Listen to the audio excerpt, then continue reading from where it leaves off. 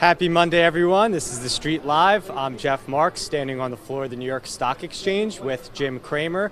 Jim, the futures were pointing lower today, but we are seeing a little bit of a bounce in the early going Monday. The NASDAQ. I can tell you the futures, here's a wake-up call for everybody. The futures look down, get your shopping list, because there is money coming into this market every single day, particularly on Mondays, and that ferocious rally we saw on Friday, I think had real legs. Now we're going to go smack into earnings period, but there's so much that is doing well. Drugs in particular, slowdown stocks are doing very well. The DocuSigns are doing well. The Zooms. So you've got slower stocks doing well, and there's enough industrials that are doing okay that you don't need to avoid them, or else the Dow wouldn't be up. But I have to tell you, when I see a Goldman up 6 ahead of the earnings, I mean, that's aggressive. They're really aggressive buyers, and I hope they're right. Yeah, we do have all the big banks reporting later this week. This is such a big week because, fortunately or unfortunately, the way earnings season works is, PepsiCo and J.P. Morgan really define about half of the market, and they're early.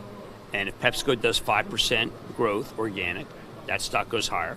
And if J.P. Morgan can say that it's offsetting net interest margin with investment banking, that will go higher. Let's also talk about the vaccine and the Delta COVID Sure. variant. So you talked to Real Money this morning. You talked about how vaccine absenteeism, and you talked about how it's still so critical for investors to stay vigilant on vaccination rates, infection rates. And you also talked about how there's a level of human behavior that you have to sort of play as it comes towards stock picking. So just what's your take there? Why is this so important? The reason, a lot of industry is down. The area that is anti-vax, where there's been very little vax, is an area where there's tremendous industrial activity. So you have a situation where you may have absenteeism that will make it so business is slower. Supply chain issues will come about from people who get sick. Now, because the numbers are going to be staggering, because Delta is like this. Like if I had Delta, you'd have Delta, just from doing this. And I don't think people realize that, look, there's been very few deaths, which is really fantastic. But we don't know how sick you'll get. We do know this. The workforce is going to be disrupted. And if workforce is disrupted in the South, where the right to work states where there's a lot of business done, then you're not going to have all your, you're not going to get everything. I personally think that Tyson, the absenteeism there, contributed to a higher cost of chicken. I mean, we just can't make it like you're supposed to. So I would watch it. Now, there'll be people on Twitter saying that I'm conflating money and life. No, what I was saying in this piece was that human behavior would dictate you take the vaccine.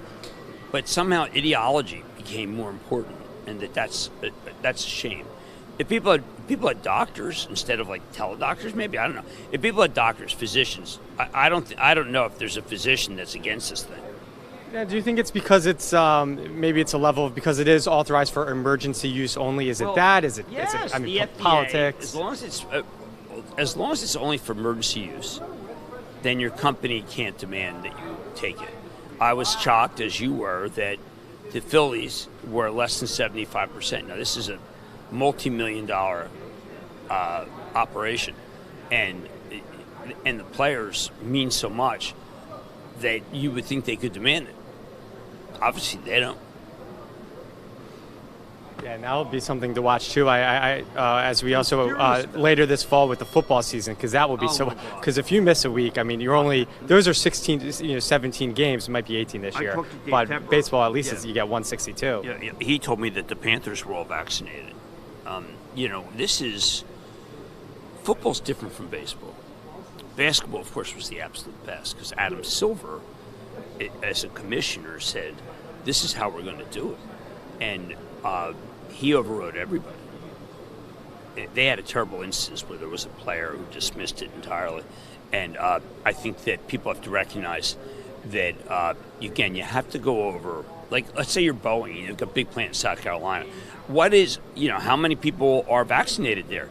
And I mention this because we started when COVID came out.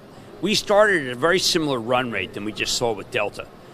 Now, we are a little better at handling when people get COVID, but this Delta, I don't think people are ready for it, because Delta is, if you're human, you get it. How about that? If you're a human, you get it. We have no natural defense against the Delta. Let's get back to some fun news from over the weekend. Virgin Galactic, I mean, such a cool story. Their first commercial flight, they sent billionaire Richard Branson into space. Now, I did see the stock. It was lower today after they did announce that they're going to sell some stock. Woods, her space enterprise fund, whatever, was down. What do you think about Virgin Galactic? Well, okay, so Virgin Galactic is an emotional stock, and there's it's had a remarkable run, but it's a fun stock, and that draws people. So, I mean, it could go. I much prefer Tesla. I think Tesla's a huge buy right here. Virgin Galactic, not so much. Let's talk a little bit more about Tesla and Elon Musk. He has ambitions to go to space as well, but he's being called to testify over the past deal to acquire Solar City. Now, is this a non-story right here for Tesla shareholders? It's not just because when you get involved in these lawsuits, they can make your life difficult. But it's a non-issue when it comes to the stock. They won't be able to do anything.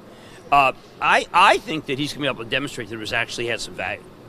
I know that people thought it had no value, but I've been working on solar with Ben Stoto, and it's not clear that this company wasn't a good company.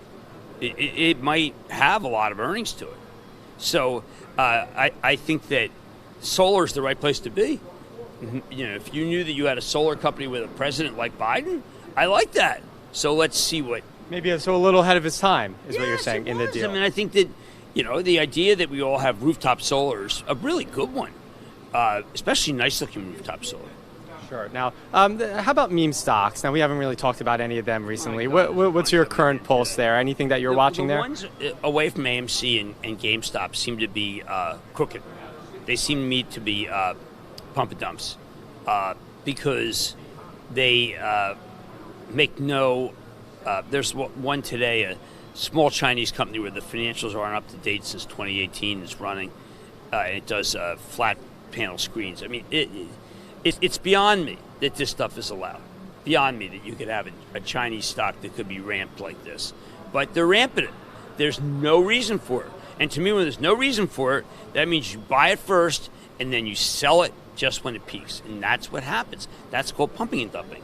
Let's talk a little bit more about these China stocks. So DD Global, again, ordered to remove 25 additional apps that they operate on the App Store. And then on the Wall Street Journal this morning, they reported that ByteDance, the operator of TikTok, they shelved an IPO. And that would have been a very huge, very exciting deal earlier this year. So what does this mean to say about some of these Chinese stocks? Still stay away? Just too tough? I think that China, look, President Xi is a dictator. Somewhat like, not like Mao, but maybe like Khrushchev. And he is determined that the rich people in their country should not be as rich as they are. He's afraid of billionaires. He's afraid of American billionaires.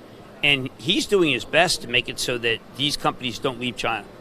He wants them to stay in China so he can harbor, he can strangle them. I think that we're missing President for life, 100th anniversary. He's in charge. He wants to test Biden. That's still why I think Taiwan Semi could be in trouble. And he's testing Biden in a very specific way, which is to say, look, we're going to raise capital, and then we're going to screw you over, which is what happened. I mean, think about it. He could have said, oops, I tried to get Didi not to do this, but they went and did it anyway. We're going to catch the next one. Instead, what he said was, hey, Didi, you're off for the apps. And that's the end of the growth story. He killed Didi. And because he killed Didi, he makes you feel like he could kill anything.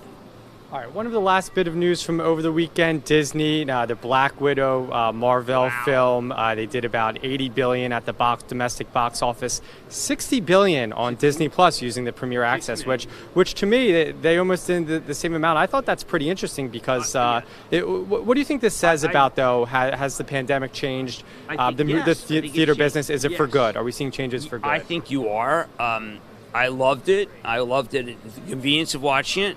I do think Disney, this is very smart by Disney. because the movie was so good, and it was only $30. They priced it so, it would have been the same price as a movie theater. If you're taking a family of 4, right, it might be a good deal. $30, and I think that's it's a family picture, but that also they make so much money in candy. They overcharge for your soda. We had all those things at home. We had our Coke Zero, we had our Hershey's Kisses, we had popcorn. The whole thing, the shebang, costs us about $3 versus $30. Remember, everything's overpriced at the movie theater, and that's where they make their money. And we didn't give it to them. We just watched it at home, and we ordered ramen, and it came. That's when we stopped it. Also, there was a bug on the wall, a centipede. I was told to get it, and Lisa got it. It's really scary.